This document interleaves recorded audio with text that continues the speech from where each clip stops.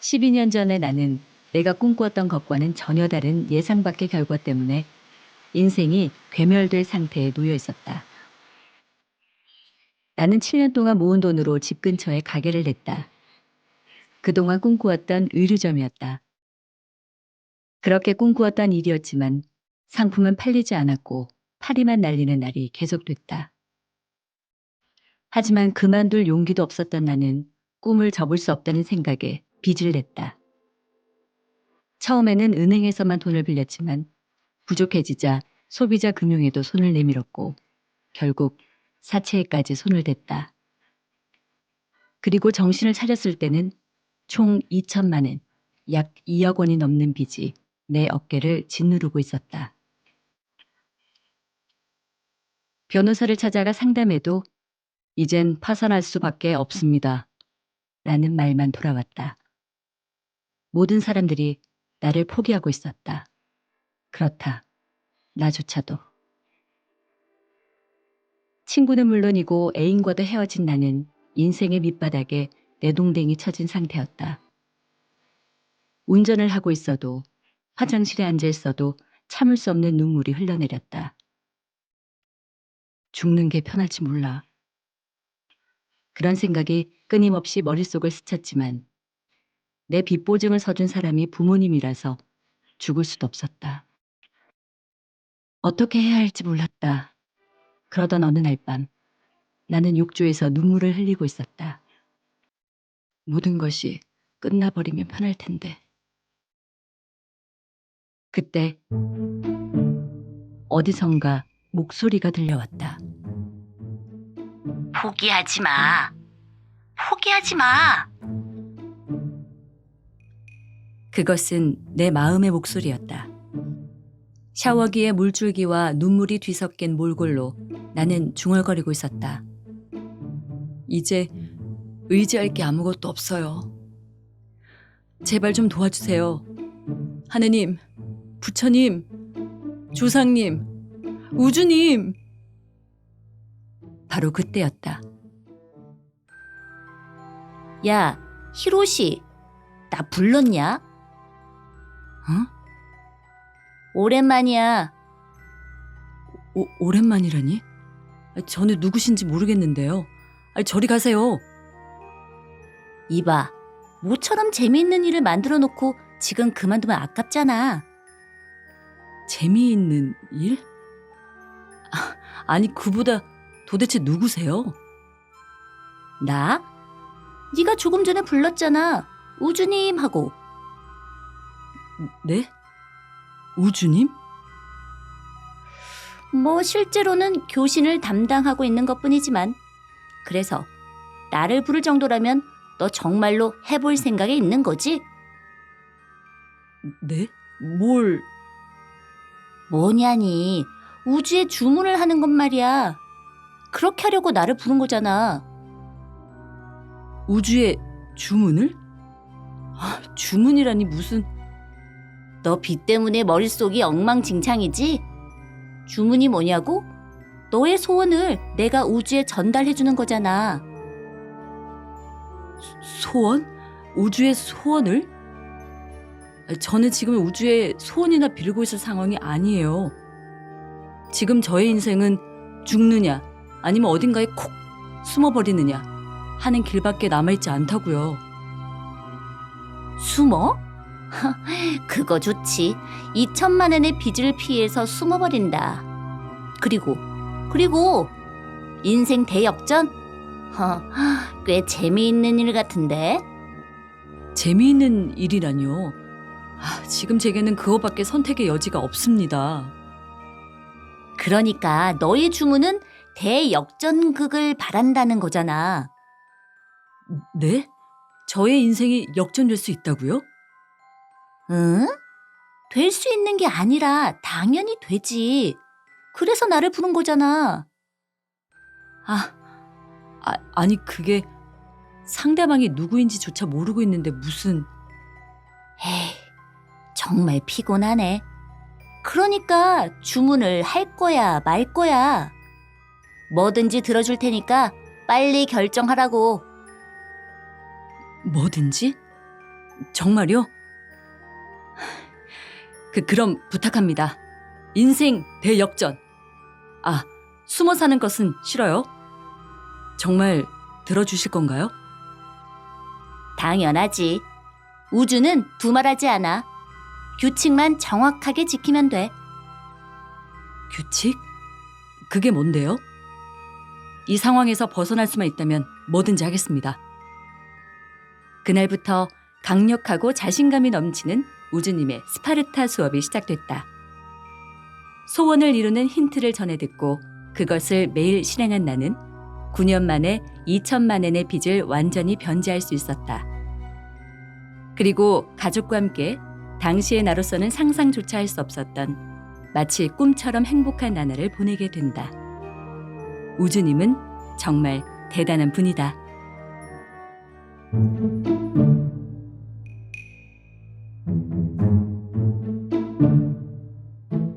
우주에 정원은 없다. 기적은 얼마든지 일어날 수 있다. 그 말이 사실이라면 나는 우주님에게 이렇게 물어보았다. 조금이라도 더 빨리 빚을 변제할 수 있는 방법은 없을까요? 낮잠을 자고 있던 우주님은 나른한 표정으로 한쪽 눈을 뜨고 이렇게 말했다. 아우, 시끄러워. 나 지금 낮잠 자는 중이잖아. 그리고 귀찮다는 듯 고개를 돌렸다. 좀 가르쳐 줄 수 있지 않습니까? 그런 걸 가르쳐 주시려고 나를 찾아온 거 아닙니까?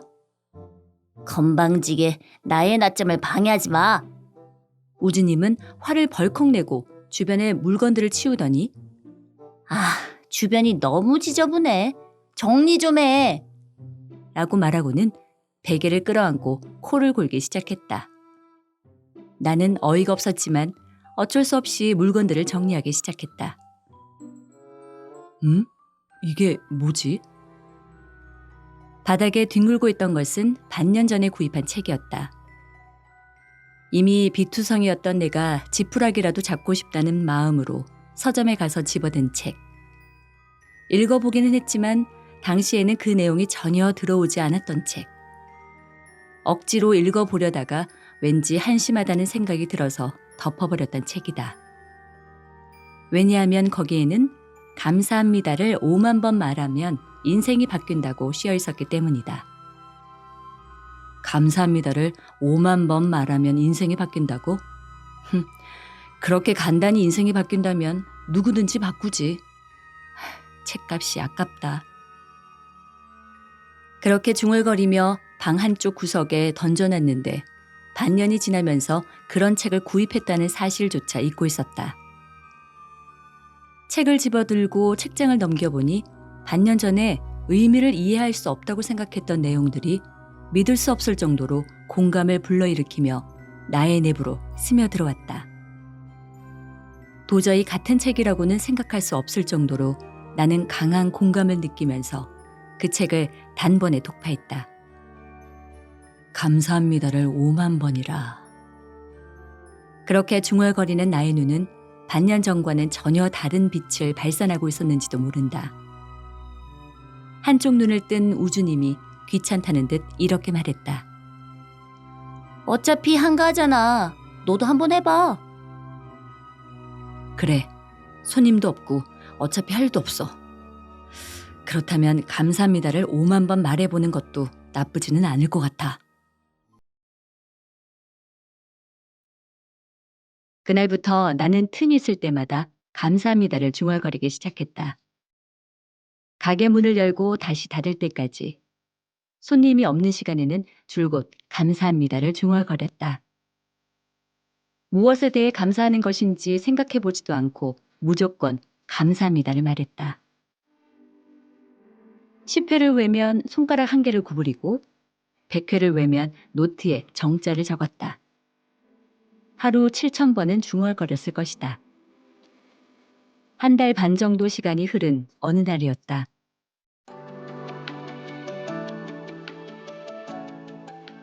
갑자기 내 머릿속에 영상이 떠올랐다. 쌀의 왕겨 같은 것이었다. 가슴 속 마음의 중심에 있는 왕겨들이 떨어지더니 그 안에서 하얗게 빛나는 무엇인가 나타나는 그런 이미지였다. 응? 쌀? 누가 쌀이야? 응? 빛? 아니, 단순히 빛이라고 표현하기에는 부족한 느낌이 드는 눈이 부실 정도로 환한 빛이 비치더니 그 안에 우주님이? 내가 우주와 연결되어 있다는 사실을 확신하는 순간이었다. 어떻게 표현해야 할까? 나의 내부에 존재하는 영혼이, 본질이, 아니, 소스라고 해야 할까? 어쨌든 우주와 연결되었다는 사실을 확신할 수 있는 그런 감각이었다. 그리고는 옷과 팔찌가 훨씬 더 잘 팔려나갔다.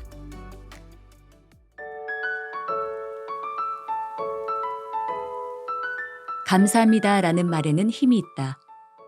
나는 그 사실을 실감하지 않을 수 없었다. 그럼에도 너무 단순한 이 구조에 맥이 빠진 나는 우주님에게 이렇게 물어보았다. 감사합니다로 인생이 바뀐다면 누구나 행복해질 수 있는 거 아닙니까? 왠지 맥이 빠지는 느낌이 드는데요. 잘 들어. 맥이 빠진다고? 그 간단한 말을 왜 너는 지금까지 하지 않았는데? 아니 그게 너무 간단해서 그런 말을 한다고 인생이 바뀔 것 같다고 생각하지도 못했죠. 그래. 그렇게 간단하다면 지금 기적만 일어나고 있어야 하는 거 아니야? 생각해봐. 매일 감사합니다라는 말을 중얼거리는 사람이 네 주변에 얼마나 있지? 없습니다. 그렇지? 없지? 그렇기 때문에 기적을 부르는 말버릇이라는 거야. 너처럼 우주를 잊어버리고 잠재의식의 파이프가 꽉 막혀 있는 인간은 이 감사합니다라는 말의 힘을 믿고 수천 번, 수만 번을 반복해서라도 파이프를 다시 깨끗하게 뚫어야 돼.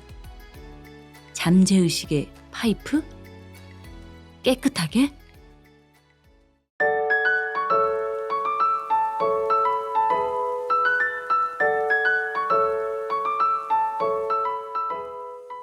감사합니다. 감사합니다. 감사합니다. 감사합니다. 그 이후에도 나는 매일 손님이 없을 때 욕조 안에서 또는 잠들기 전에 감사합니다를 중얼거렸다. 어느 날 우주님이 갑자기 나타나 이렇게 말했다. 너 응용할 줄 모르는 거냐? 응용요? 감사합니다에 사랑합니다를 더해봐. 재밌는 일이 일어날 테니까. 그렇게 말하더니 장난스런 표정으로 씩 웃어 보이고 샘물 안으로 사라졌다. 그날부터 나의 감사합니다에 사랑합니다라는 말이 첨가됐다. 어떻게든 그런 말을 하는 횟수를 늘리기 위해 노력하는 동안에 좋은 방법이 떠올랐다. 길을 걷다가 오른쪽 다리를 내밀면 감사합니다. 왼쪽 다리를 내밀면 사랑합니다라고 말하기로 한 것이다. 그렇게 하니까 신체의 움직임에 맞춰 리듬을 타고 즐겁게 말할 수 있었다. 그로부터 한 달 정도 지났을 무렵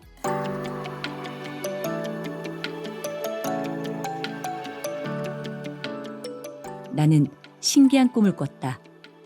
내가 나를 향해 감사합니다, 사랑합니다 라는 말을 하고 있는 꿈이었다. 그 말을 듣고 있는 나는 말을 거는 내게 등을 보이고 무릎을 끌어안은 상태로 앉아 있었다. 감사합니다, 사랑합니다 라고 끊임없이 말하고 있는 나. 하지만 무릎을 끌어안고 있는 나는 그런 말은 믿지 않아 라고 고개를 젓는다. 그래도 감사합니다, 사랑합니다 라고 계속 중얼거리는 나. 하지만 지금까지 나를 무시해왔잖아. 앉아있는 나는 그렇게 말한다. 그래도 감사합니다, 사랑합니다를 계속 중얼거리는 나. 그러던 중에 등을 돌리고 앉아있던 내가 얼굴을 들더니 끊임없이 말을 건네고 있는 나를 돌아보았다. 정말이야? 이번에는 진심이야? 말을 건네는 나는 그 질문에는 대답하지 않고 계속 감사합니다, 사랑합니다를 반복할 뿐이다. 정말? 진심으로? 그때까지 얼굴도 보이지 않았던 내가 또 한 명의 나를 바라보고 눈을 빛내기 시작한다. 다시 감사합니다, 사랑합니다라고 중얼거리자 앉아있던 또 한 명의 내가 갑자기 쌓였던 감정이 폭발하듯 눈물을 흘리더니 소리내어 울기 시작했다. 나도 사랑해. 앉아있던 내가 눈물을 흘리면서 그렇게 말하는 순간 나와 나는 서로를 힘주어 끌어안았다. 나도 그래. 지금까지 너의 존재를 무시해서 정말 미안해. 가능성을 믿지 않아서 미안해. 고마워. 사랑해. 지금까지 그 말을 얼마나 듣고 싶었는지 몰라. 그 말만 기다렸어. 고마워. 사랑해.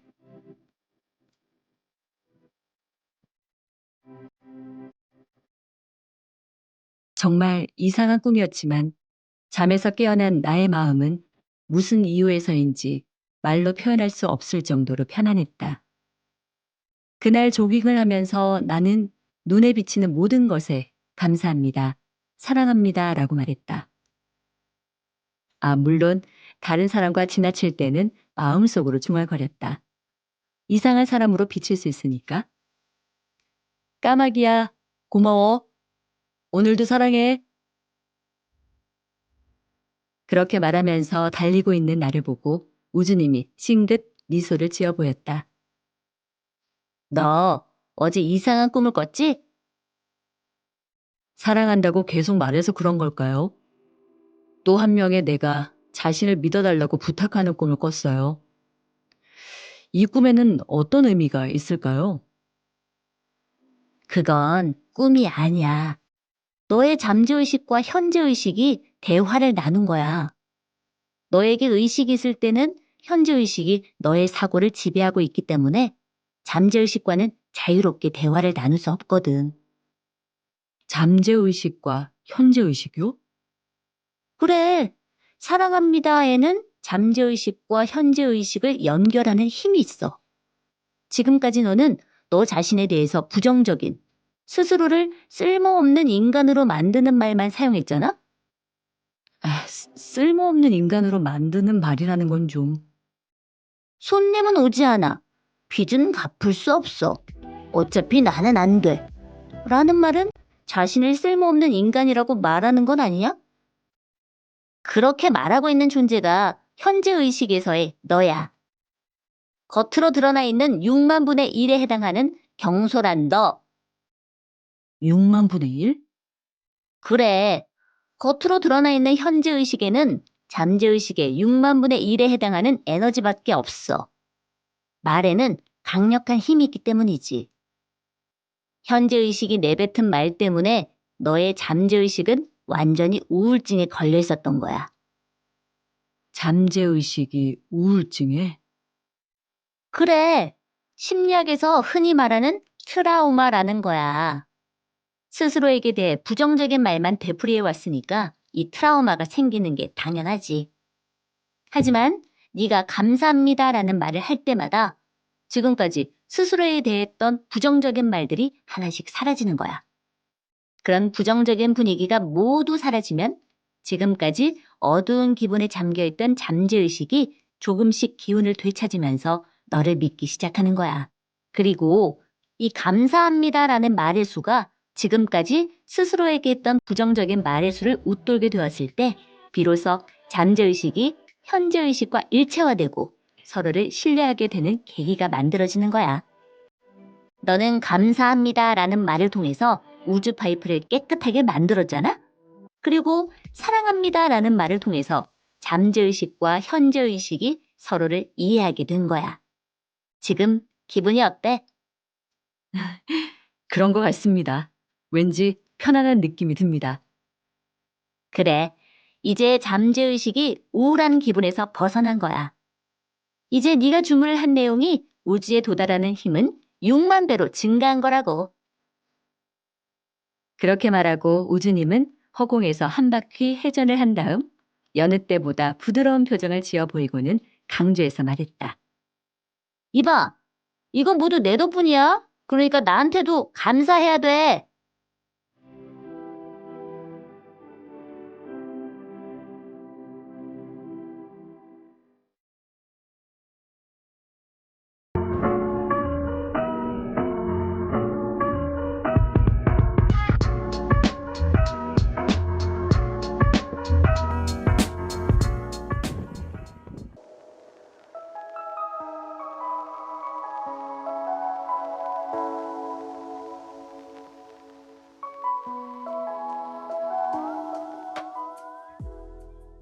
나는 고이케 히로시. 2억 원의 빚을 끌어안고 눈물로 시간을 보내던 15년 전. 어느 날 샤워기 헤드에서 갑자기 나타난 우주님의 강력한 가르침을 통하여 전혀 예상할 수 없었던 기적을 잇따라 경험했고 9년 만에 빚을 모두 갚았다. 그 후 아름다운 아내와 귀여운 딸들도 생겨 지금은 즐거운 인생을 살고 있다. 작지만 쾌적한 사무실에서 성실하고 멋진 직원들에게 둘러싸여 웃음이 끊이지 않는 즐거운 시간을 보내는 한편 일본 전역을 돌아다니면서 나처럼 기적을 맛볼 수 있는 방법을 사람들에게 전하기 위해 최선을 다하고 있다. 최근에는 강연 분위기가 너무 고조되어 내 쪽에서 죄송합니다만 아직 할 말이 더 있어서 강연을 연장해야겠습니다. 라는 식으로 사람들에게 부탁하기도 한다. 내게 일어난 인생 대역전극. 사람들은 그것을 기적이라고 부르는데 만약 그게 기적이라면 우주에는 아직도 그 기적이 재고 과잉 상태로 산더미처럼 쌓여 있다. 사람들에게는 저마다 하고 싶은 간절한 일이나 이루고 싶은 꿈이 있을 텐데 그것을 올바른 방식으로 주문하지 않기 때문이다. 우주는 우리가 발신하는 에너지를 증폭시켜주는 하나의 장치다. 마음속에서 우러나오는 진심이 깃든 주문이라면 우주는 그것을 현실로 만들어주지만 올바른 주문을 보내지 않으면 실현시켜주지 못한다. 말버릇을 완전히 바꿔 올바른 주문을 할 수 있게 된 이후 나의 생활에는 수많은 기적이 발생했다. 시리즈 2편에서 소개한 히로미도 이 주문 방법을 실천해서 연속적으로 기적을 경험했고 나의 강좌를 듣는 사람들 중에도 일이 술술 잘 풀린 사람이 많았다. 우주에 주문을 보낸 다음 날 만난 사람과 6개월 만에 결혼한 사람도 있었다. 독자들이 보내주는 메일을 보면 큰 것에서 작은 것까지 나도 깜짝 놀랄 정도의 많은 기적들이 일어나고 있다. 나는 2018년으로 접어들자마자 세미나를 열 때마다 청중에게 이렇게 말했다. 제가 집을 샀습니다. 2020년에 계약할 겁니다. 가족들이 동경하는 마당이 딸린 단독주택. 그 차고에는 그토록 가지고 싶었던 외제차가 주차되어 있다. 내가 주문한 것은 그런 구체적인 광경이었다. 왜 2020년이냐고? 사실 나는 신용카드를 만들 수 없다. 빚을 완전히 변제한 것이 2014년이고 7년 정도는 그 이력이 남는다고 하니까 7년 후면 2021년이다. 그래서 2020년을 목표로 삼았다. 신용카드를 만들 수 없는 나는 당연히 주택융자도 받기 어렵다. 그래서 현금으로 구입한다는 전제로 나는 2020년에 집을 현금으로 구입했다! 라고 주문했다. 우주에 주문을 보낸 후 어떤 집에 살고 싶은지 이미지를 그려보면서 지나다가 정말 마음에 드는 집을 발견했다. 그런데 예상했던 것보다 집값이 꽤 비쌌다. 나는 블랙리스트에 올라 있어 현금이 아니면 집을 살 수 없었다. 그런데 그 집을 사기에는 현금이 부족했다. 정말 멋진 집이었지만 그 집과는 인연이 없다는 생각에 거의 포기했다. 그러던 어느 날 매달 거래를 하는 금융기관을 찾아갔는데 지점장이 이렇게 말했다. 히로시 씨, 혹시 상담하실 일이 있으면 언제든지 편하게 말씀하십시오. 상담이라고 하시니까 사실은 한 가지 있기는 합니다만. 그러자 지점장이 즉시 응접실로 나를 안내했다. 그게 갑자기 이런 상담을 해도 되는지 모르겠습니다만 제가 혹시 주택융자를 받을 수 있을까요? 나는 엉거주춤한 자세로 우물거렸다. 그러자 지점장이 상담을 흔쾌히 받아주며 말했다. 심사를 한번 받아보시겠습니까? 며칠 후 지점장에게서 전화가 걸려왔다. 히로시 씨, 심사가 통과되었습니다.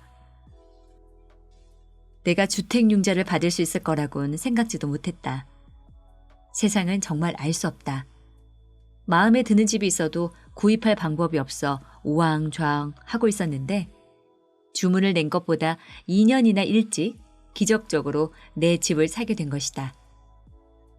또 죽기 전에 한 번은 타보고 싶다! 라고 그토록 동경하던 외제차까지 충동 구매로 구입했다. 누가 상상이나 했을까? 신용카드 심사를 받으면 떨어지기만 하던 내가 융자로 집을 산다는 것은 누구보다 나 자신이 상상도 하지 못했던 일이다. 하지만 그것이 이루어졌다. 기적은 매일 일어나고 있다. 매일 일어난다면 그것은 이제 일상이다. 우주에 주문을 보내고 행동으로 옮겨 성취한다. 이런 식으로 기적은 이제 나에게 일상이 되었다. 기적이 아니라 일상이다.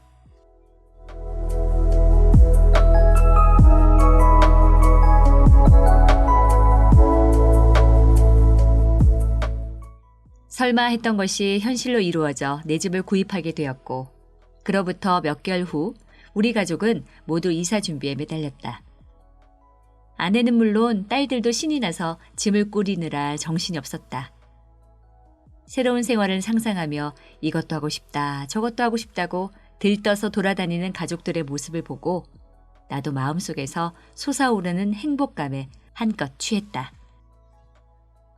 그렇게 한밤중이 되었다.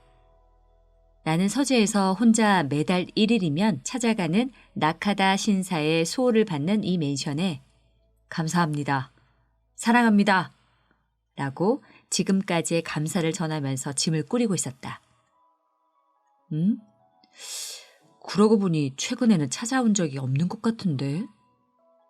문득 이런 생각이 들었다. 내 마음속에서는 이제 아이디어나 직감의 형태를 띤 내 목소리가 당연한 듯 들리지만 우주님으로부터의 강력한 메시지는 최근에 들어본 적이 없었다. 몇 개월이나 지났을까? 1년 정도? 이런, 그것조차 확실하게 알 수가 없었다. 그 정도로 생색을 내기 좋아하는 우주님이라면 당연히 집까지 구입하게 된 나를 찾아와 그건 모두 내 덕분이야. 라고 큰 소리를 쳐야 하는데 왜지? 이해할 수 없었다. 설마 이제 완전히 떠나버린 것일까? 더 이상 가르쳐줄 게 없을 정도로 내 인생이 탄탄해진 것일까? 그건 아닌데. 만약 우주님이 더 이상 등장하지 않는다면? 어쨌든 우주님이 등장하지 않으면 곤란한데. 바로 그때였다. 책장 위에서 우르륵 탁 하고 무엇인가가 떨어져 내 머리를 때렸다. 아야! 눈사태처럼 떨어져 버린 물건들 속에서 한 번도 본 적 없는 두루마리가 나타났다. 웬 두루마리지? 나는 고개를 갸웃거리며 두루마리 끈을 풀기 위해 손을 뻗었다. 그 순간 내 눈앞에서 두루마리가 저절로 펼쳐졌다. 뭐야? 이게 뭐지? 두루마리를 읽기 시작한 나는 놀라서 나도 모르게 숨을 삼켰다. 거기에는 인간 재교육 방법과 함께 인간은 이것을 보면 안 된다 라는 글이 씌어 있었다. 야, 히로시! 뭐야? 왜 남의 두루마리를 마음대로 읽는 거야? 갑자기 천둥을 치는 듯한 커다란 목소리에 깜짝 놀라 나는 두루마리를 놓치고 바닥에 주저앉았다. 죄송합니다. 정말 죄송합니다. 그런데 어라? 머리를 끌어안은 채 웅크리고 앉아있는 내게 우주님이 예전처럼 혼신의 힘을 담아 주먹을 날리지 않는다. 두려움에 몸을 떨며 천천히 머리를 들자 야, 내가 너를 어떻게 때리냐? 두루마리가 우주님의 목소리로 말을 하고 있었다. 아니, 아무리 그래도 이건 설정이 좀 이상하잖아. 말을 하는 두루마리라고? 해리포터도 아니고 이게 무슨... 이제 와서 새삼스럽게 무슨 말이야. 내가 샤워기 헤드에서 나왔을 때부터 이미 충분히 이상한 설정이었잖아. 그런 말을 어떻게 본인 입으로... 시리즈 1편을 읽어본 독자라면 처음부터 이 책을 쓴 저자는 어딘지 특이하네 라고 생각했을 거라고. 네, 그렇긴 하겠지만 그건 그렇고 이 두루마리는 대체 무엇입니까? 이건 우물거리지 말고 이해하기 쉽게 설명해 주세요. 인간 재교육 방법이 도대체 뭐죠? 젠장, 벌써 본 거야? 이건 인간 세계의 구조를 해석해서 사람들을 재교육하는 비법이 씌어있는 두루마리야. 내게 나라는 존재가 있듯, 그리고 히로미에게는 히로미의 우주님이 있듯, 사람들 각자에게는 우주와의 파이프 역할을 담당하는 우주님들이 있다는 건 알려줬지?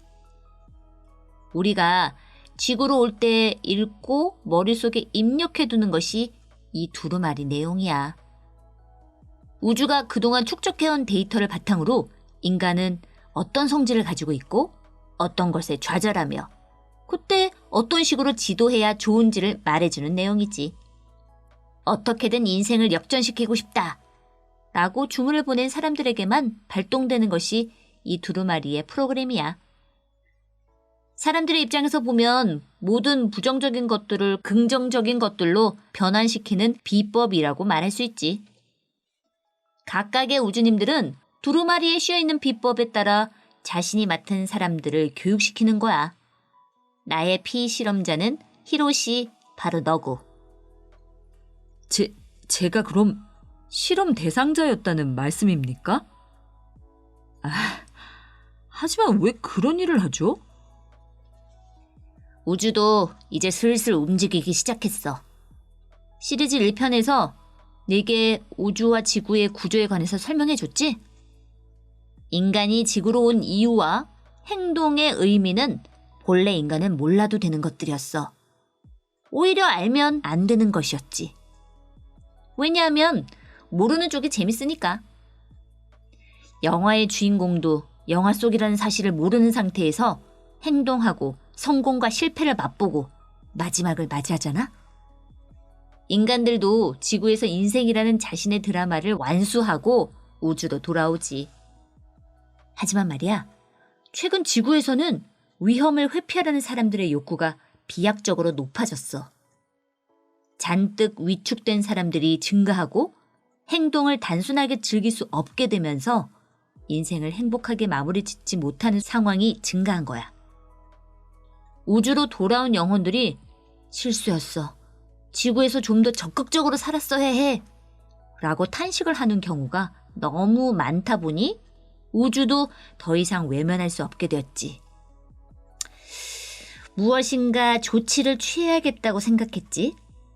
그래서 여러 가지 부정적인 것들을 이끌어내는 세상의 구조를 해석해서 인간을 다시 교육시키기 위한 재교육 프로그램을 만들었어. 그리고 우주와 인간들 사이에 파이프 역할을 하는 나 같은 우주들을 한자리에 모아 인간 재교육 선수권 대회를 개최했지. 나도 거기에 후보로 올라갔는데 오늘이 그 시상식 날이야. 네? 시상식이라고요? 그건 그렇고 이렇게 중요한 물건이 왜 여기에 있죠? 사실 내가 컨닝하려고 가져왔다가 깜빡 잊어버리고 두고 갔으니까. 잊어버리고 갔다고요? 그럼 어차피 두고 간 것이니까 한번 읽어봐도 될까요? 제발 읽어보게 해주세요. 야, 잠깐! 보지 마! 네가 함부로 만질 물건이 아니야. 하지만 잊어버리고 두고 간 쪽이 잘못이죠. 야, 함부로 펼치지 말라니까? 안 돼! 두루마리를 펼치려 하는 나와 펼쳐지지 않으려고 버티는 두루마리. 그런 혼잡한 힘겨루기가 이어진 끝에 두루마리가 저절로 대굴대굴 구르더니 그 안에 있는 글들이 천천히 드러나기 시작했다.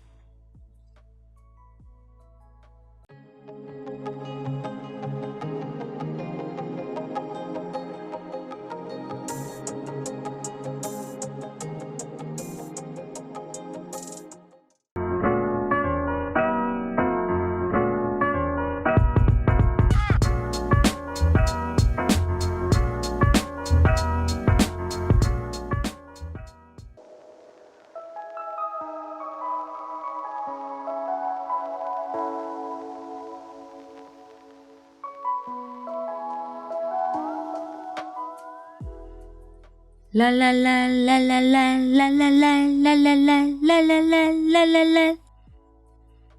기다리고 기다리던 그 시간이 왔다. 히로시의 샤워 타임. 응? 아무도 안 기다렸다고? 나만 기다린 거야? 그렇다. 2억 원의 빚을 끌어안고 허덕이던 나, 고이케 히로시가 우주님을 만난 것이 벌써 9년 전의 일이다. 어느 날 샤워를 하다가 폭포 같은 눈물을 흘리고 있는데 샤워헤드에서 불쑥 나타난 모이칸 헤어스타일의 우주님. 우주님의 줄 부채에 수없이 얻어맞으면서 말버릇을 바꾸고 행동을 바꾼 덕분에 달라진 나의 인생 역전 이야기. 그 결과 모든 빚을 완전히 변제하게 되었다. 어제 나는 가족과 함께 은행에 직접 가서 그야말로 마지막 남은 빚 194만 1,300원, 21만 3,389엔을 갚은 뒤에 주먹을 불끈 쥐고 승리의 포즈를 취했다. 어젯밤 우주님과의 발포즈 건배는 정말 감동적이었어. 샤워헤드에서 기세 좋게 뿜어져 나오는 물줄기를 머리부터 뒤집어 쓰면서 우주님이 처음 나타났던 날을 떠올려 보았다.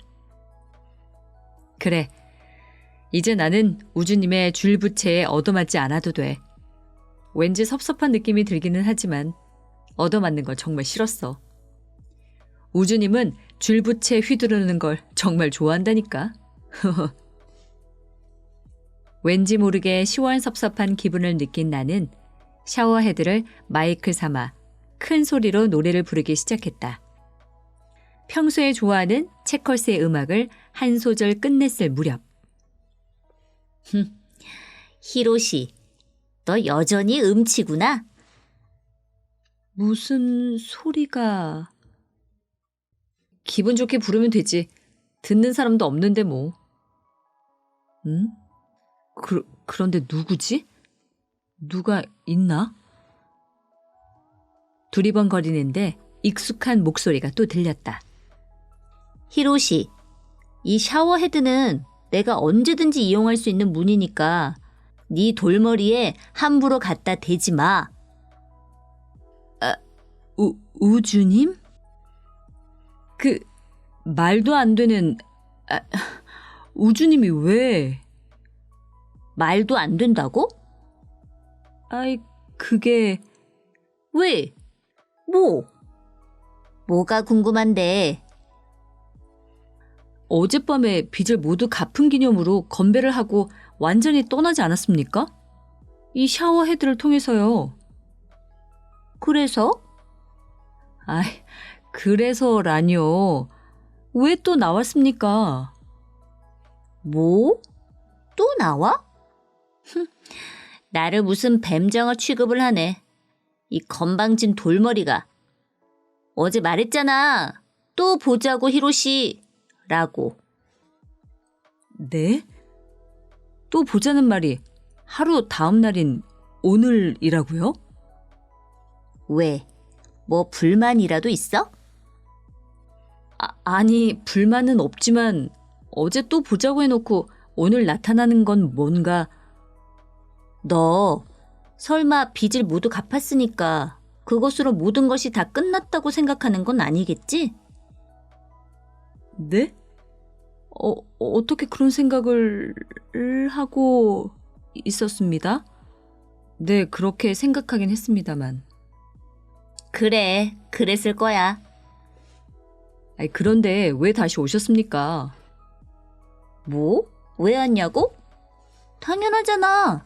빚을 모두 갚은 내게 우주로부터 온 진짜 중요한 메시지를 전하기 위해 왔지.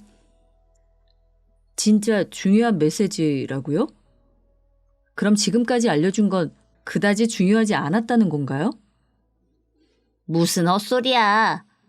네가 지난 9년 동안 배운 건 잘못된 말버릇을 교정하고 꽉 막혀있던 우주 파이프를 청소하는 일이었어.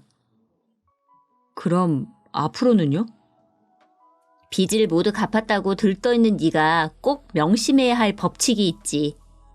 할아버지가 되었을 때도 아 정말 행복한 인생이었어 라고 할 만한 인생이어야 하지 않겠어? 이른바 기적을 일으키는 특별한 말버릇을 가르쳐 줄 테니 잘 들어. 네? 아직도 비장의 카드가 남아 있습니까? 비장의 카드는 무슨? 이건 인간들이 지구로 오기 전 영혼의 존재였을 때 우주가 이미 너희에게 가르쳐 주었던 거야. 네? 그렇다면 저도 이미 배운 것이라는 말입니까? 그렇지. 누구나 이미 다 배웠어.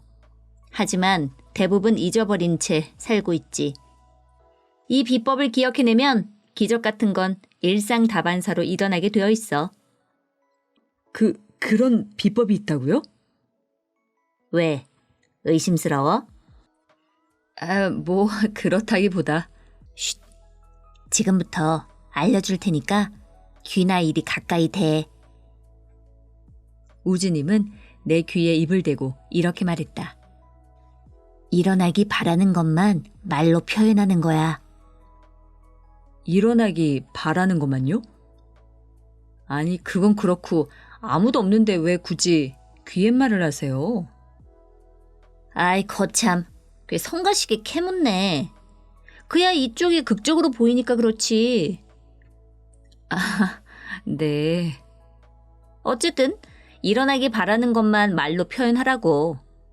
이것이 자신의 우주를 마음껏 현실화시키는 비법이야. 이걸 할 수 없으면 할 수 없으면요? 이번에는 빚이 20억이 될 거야. 네? 말도 안 돼요. 2억을 갚는데도 죽을 힘을 다해야 했는데 또 빚을 진다고요? 그것도 20억? 장난해요? 말도 안 됩니다. 뭡니까? 정말 그렇게 된다는 겁니까? 지금의 너는 그러니까 한마디로 그렇지. 고등학교를 졸업한 해에 자동차 면허를 취득한 뒤 한껏 들떠서 할보로 스포츠카를 구입하고 그 다음날 운전 실수로 전신주를 들이받아 폐차시키는 그런 수준에 해당하는 인간이라고 표현할 수 있어. 네? 아이, 그게 무슨 섭섭한 말입니까? 너는 이제 간신히 말버릇의 초급 단계를 수료했다고 볼 수 있지. 네? 그렇게 열심히 노력했는데 초급이라고요? 저는 중급 정도는 되었다고 생각하는데요. 꿈도 야무지다. 그래서 이대로 가면 20억을 빚질 수도 있다는 그건 정말 싫습니다. 그렇지? 오랜만에 그 대사를 한번 읊어볼까? 그 대사요? 너의 주문은 이미 전부 이루어졌어. 네, 알고 있습니다. 잘 알고 있죠. 하지만 2억이나 되는 빚을 모두 갚고 행복해진 지 얼마 안 됐습니다. 두 번 다시 빚 따위는 지고 싶지 않습니다. 사기를 당하고 싶지도 않고 식비에 쩔쩔매고 싶지도 않고 청구서 더미에 묻혀 살고 싶지도 않아요. 빚쟁이들에게 쫓기고 싶지도 않고요. 그거야 그거 그 말투. 일어나기 바라지 않는 것을 말로 표현하면 안 된다고. 네? 무슨 말씀인지. 일어나기 바라지 않는 것을 말로 표현하면 그건 역시 우주로 보내는 주문이 돼. 일어나기 바라지 않는 것을 말로 표현하면 안 된다고요? 특히 너처럼 진흙탕 속에 빠져있던 인간은 두 번 다시 그렇게 살고 싶지 않아. 그건 싫어. 라는 말을 지나치게 많이 중얼거리거든. 그게 문제야. 앞으로 내가 이 쥘부채로 그 잘못된 버릇을 단단히 고쳐주겠어. 빚을 모두 갚은 다음 날부터 나는 또다시 우주님에게 스파르타식 수업을 받았다. 그리고 우주가 싫어하는 말버릇을 우주가 기뻐하는 말버릇으로 바꾼 지 4년 만에 블랙리스트에 올라있던 내가 꿈에 그리던 내 집을 손에 넣게 되었다. 우주님은 역시 위대하다.